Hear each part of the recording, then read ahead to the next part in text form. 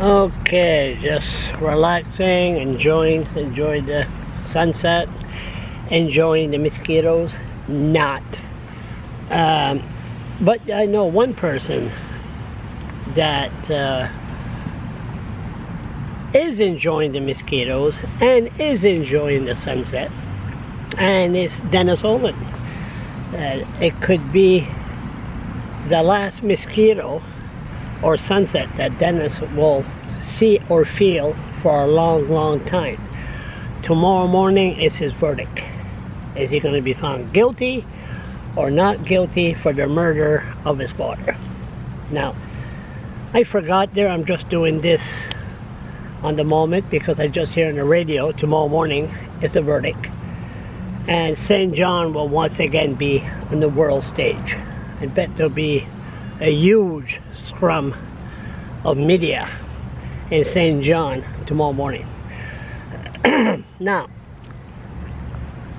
what's going to happen? Now, we know here in New Brunswick, there is no justice system. The justice system is only for the rich. And they're really pushing it here in New Brunswick. Because, let's say you're accepted in a bar. You're a lawyer. You're a new lawyer, and you happen to go against the system. You will be blacklisted. You will not have future contracts with the municipal contract or provincial. It'll be done. You won't be able to feed your family. But that's why you have to follow the flow. And the justice system here in New Brunswick is the worst justice system in Canada. It's they charge you for summary rape, summary assault, and the only reason it's summary, it's, you hear me say that many times, is you don't have the right to a lawyer. New Brunswick Legal Aid will not give you a lawyer. And there's no preliminary hearing to find out if there's enough evidence to proceed to trial. So, what's going to happen tomorrow morning? Tomorrow morning is going to be Dennis Oland was found guilty. The hell is that? Anyway, distraction, ADHD. Dennis Oland was found guilty by a jury. Okay? So a jury quickly found Dennis Oland guilty. Now, this time around, but it set up a precedent. When he was jailed, found guilty, and the last thing he says, "Oh my God, my children, my poor children," and he was in jail, what, 5-6 months? And then it went to the Supreme Court.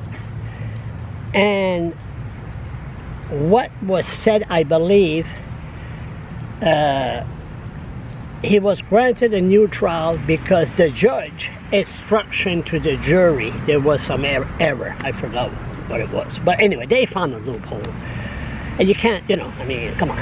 And so then he was released pending his trial. Well, that set up a precedent. I believe that if a poor person is found guilty, since Dennis Oland was released, the poor person will also be released pending his trial or his appeal. Okay, now, what's going to happen tomorrow? I say he's going to be found guilty.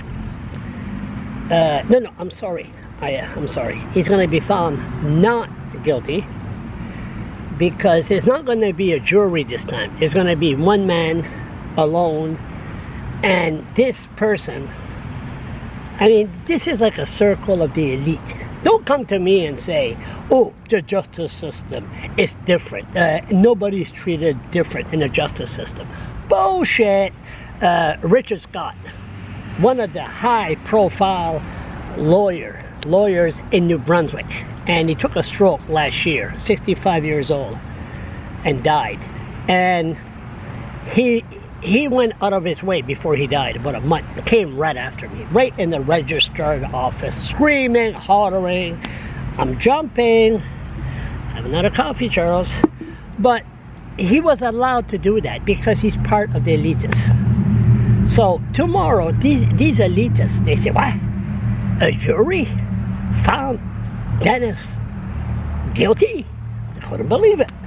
So you go to the Supreme Court, you get another trial, and next thing you know, there was an error in the jury.